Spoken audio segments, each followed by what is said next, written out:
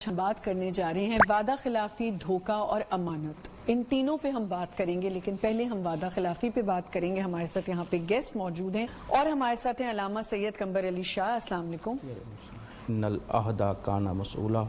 سب سے پہلے تو وول ٹی وی کو آپ کو خراج تحسین پیش کرتا ہوں کہ آپ نے اس دور میں اس اہم موضوع کو گفتگو کے لیے معین فرمایا، شکریہ۔ جو وقت کی اور معاشرے کی ایک اہم ضرورت ہے۔ جی فاضل مفتی صاحب بھی اسی کو بیان فرما رہے تھے۔ تھوڑی سی بات کو آگے بڑھاؤں گا۔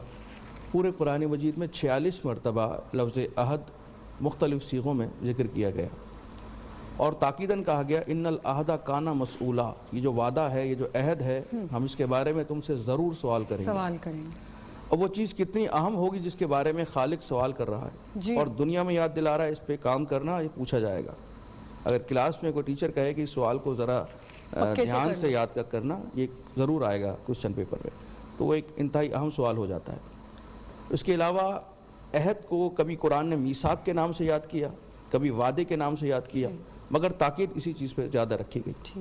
اور اللہ جب اپنے مخلص بندوں کا ذکر کر رہا ہے تو فرمایا یوفون، یہ لوگ اپنے عہد کو پورا کرنے والے ہیں۔ نبی اکرم حضرت محمد مصطفیٰ صلی اللہ علیہ وآلہ وسلم نے منافقین کی نشانیاں بیان فرمائیں۔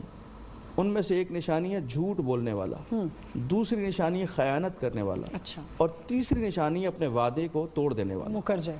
اب یہاں ایک آخری جملہ کہوں، وعدہ کبھی اللہ سے کیا جاتا ہے، کبھی بندوں سے کیا جاتا ہے۔ ایک حقوق اللہ کے بارے میں، ایک حقوق الناس کے بارے میں، حقوق العباد کے بارے میں۔ اگر حقوق اللہ کے بارے میں بھی انسان وعدہ کر رہا ہے تو اسے پورا کرے، لیکن خالق ہے، رعایت کر سکتا ہے، اس کے بارے میں پھر آگے بحث چلے جائے گی کہ اگر کوئی نظر کرے اور پوری نہ کرے تو پھر کتنا اسے کفارہ ادا کرتا ہے۔ بے شک۔ جو آج کل اتنی زیادہ وعدہ خلافی کی وجہ کیا ہے؟ اتنی وعدہ خلافی ہونے لگ گئی ہے، کیا لوگ اپنا کام نکوالنے کے لیے کام کر رہے ہیں؟ وعدہ خلافی کی بنیادی وجہ ایک ہے، انسان میں ایک صفت ہے لالچ۔ لالچ، ایمان کی کمزوری۔ ایمان کی کمزوری۔ میں نے ان سے بات کی، حافظ صاحب میں آپ کے ہاں اس پروگرام میں تشریف لاؤں گا، 10,000 روپے آپ مجھے دیں گے۔ دوسرے نے کال کر دی، قبلہ چھوڑے ہی نہیں، یہاں آ جائے، 15,000 مل رہے۔ تیسرا مل گیا 25,000، چوتھا آ گیا 50,000۔ اب یہ سلسلہ چلا جا رہا ہے۔ نوکری میں بھی اسی طرح سے، یہ جاب مجھے صحیح طرح مجھے ٹائم نہیں دے رہا، تو وہ انسان اپنی صلاحیتیں دوسری جگہ استعمال کرنا شروع کر دیتا ہے۔ جہاں یہ لالچ آ جائے گی، جہاں پہ دین سے انحرافی آ جائے گی، تو معاشرے میں بگاڑ پیدا ہوتا چلا جائے گا۔ اور پھر وعدہ خلافی، ایک وعدہ خلافی کی صفت یہ ہے کہ میں آپ سے وعدہ کرتے ہوئے ذہن میں سوچ رہا ہوں کہ میں نے یہ کام نہیں کرنا نہیں، لیکن میں وعدے کے جان چھڑوانے چلیں یہ ناراض نہ ہو مجھ سے، راضی رہیں، چلو ان کا دل میں ان کو پورا کر دیتا ہوں، دل نہیں دکھاتا۔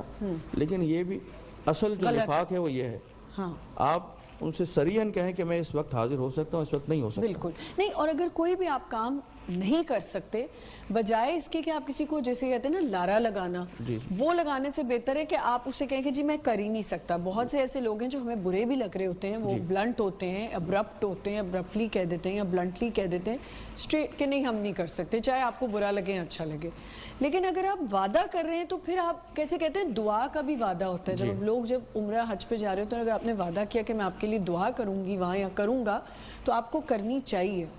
کچھ لوگ ایسے ہوتے ہیں جو دعا کے لیے بھی کہتے ہوئے سوچتے بھی نہیں ہے کہ ہم ایسا وعدہ ان سے لینا چاہ رہے ہیں جو یہ کر بھی نہیں پائیں گے، اس لیے قبلہ جہاں بھی جائیں دعا فرمائیے گا۔ بھائی جہاں بھی جائیں تو ہمیں کہاں یاد رہے گا کہ ہم بالکل بالکل یہ وعدہ کرنے سے پہلے انہیں سوچنا چاہیے کہ یہ پورا ہو بھی سکتا ہے نہیں۔ ہم لوگوں کے ساتھ ایسے کیوں ہو جاتے ہیں کہ اگر ہم نے کسی سے وعدہ کیا اور اس نے کہیں بھی تھوڑی بہت ذرا سی دکھا دی اپنی، یا کوئی ایسے انبن ہو گئی، ہم فوراً سے کہتے نہیں اب میں یہ کر کے نہیں دوں گی تمہیں، تو پھر تو یہ تو غلط ہے نا۔ یہی فرق ہے رب میں اور مربوب میں، یہی فرق ہے خالق میں اور مخلوق میں، اور یہی فرق ہے قوی میں اور ضعیف میں۔ ہم ضعیف ہیں، جہاں ہمارا اختیار چلتا ہے ہم فوراً بدلہ لینا چاہتے ہیں، فوراً سزا دینا چاہتے ہیں۔